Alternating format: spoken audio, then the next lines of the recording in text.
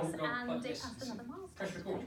Millbrook Proving Ground unveiled a new £7 million 5G network at the site. What will it do? Well, it will allow automated cars to talk to each other without any glitches. Now, that's something that's really key to getting them working properly. Well, our science correspondent Richard Westcott is there for us tonight. You've been seeing it in action, Richard.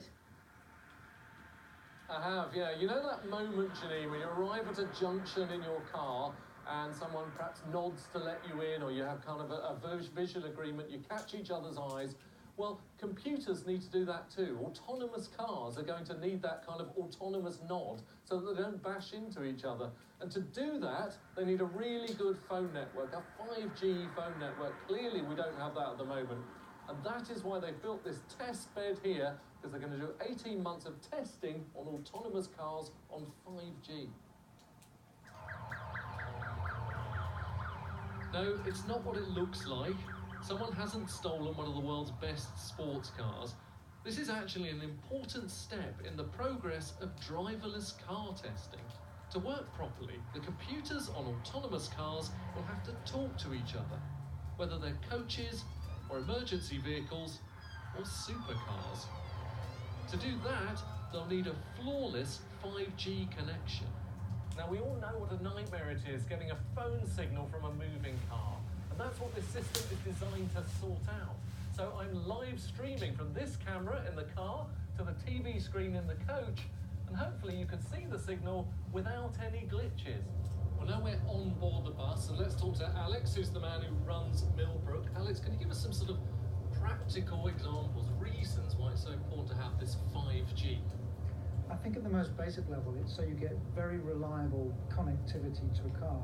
So you may get a number of cars that are coming up to a junction together, and it's important for those cars to be able to talk to each other to establish who has priority.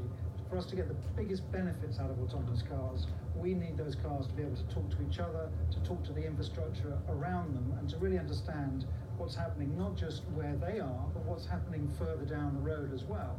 So maybe for the emergency services to be able to connect to cars that are coming up towards the scene of an accident, to warn those cars that there's something gone wrong ahead, so those cars automatically slow down before they get to the scene of the accident. And there is the siren going past now, isn't it? Just on cue.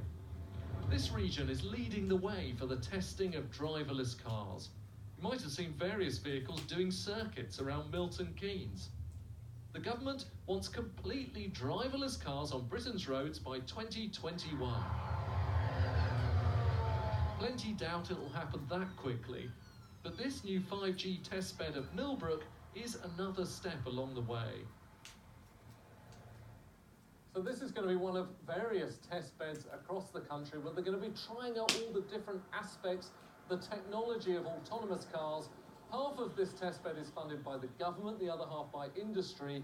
Why is the government so interested in doing this? It's because if we can get ahead of the game, and we're taking on the Chinese and the Americans and the South Koreans as well, all these fantastic tech countries, if we can get ahead of the game, then it's potentially worth billions of pounds to the economy, but only if we can get ahead of the game. There's another good reason for having really good 5G, if you think about it as well.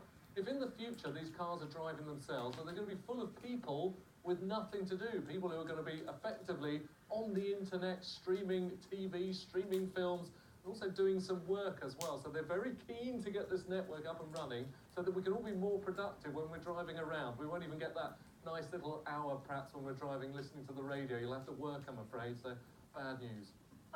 Richard, thank you very much. It's going to make being stuck on the A14 much more pleasant.